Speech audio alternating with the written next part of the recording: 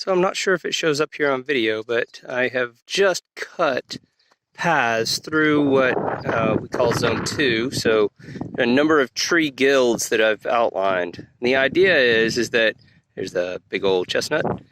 The idea here is that each one of the guilds is now filled with native plants. So you've got a wide variety of dandelions and narrow plantains and various and sundry, quote-unquote weeds. These are native plants and flowers that have come up.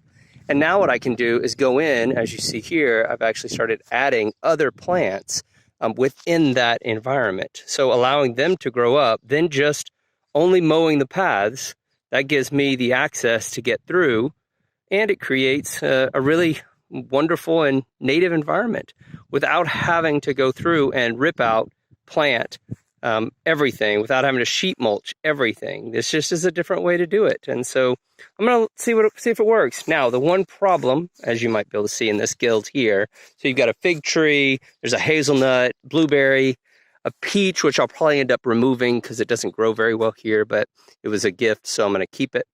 But the idea is that within this guild, I have a wide variety, just a huge variety of native plants that are here already without doing anything. But the downside, there's a lot of grass as well. Most of it is rye. That's because the fields here have been planted with rye for decades. So there is a lot of ryegrass. You can see it's kind of infringing upon the individual plantings. So that fig tree there, the blueberry, you can just barely see it hidden in it. And so that's something I'm going to have to deal with. But if all I have to do is go in and just kind of clear around there until they get fully established, I'm comfortable with that. At least I'm comfortable with it for now. But as you can see, I've got a beautiful path to walk through. Can wander through here and explore at my heart's content. Yeah, that's right.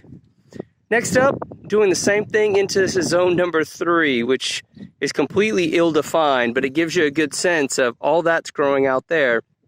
A variety of natives, but also I've added clover. So by going through and mowing the paths there as well, I'll start to be able to visualize the guilds that I've already planted, all the various trees and bushes. So it has begun. With the growth comes the ability to define. We shall see how it looks at the end of the weekend.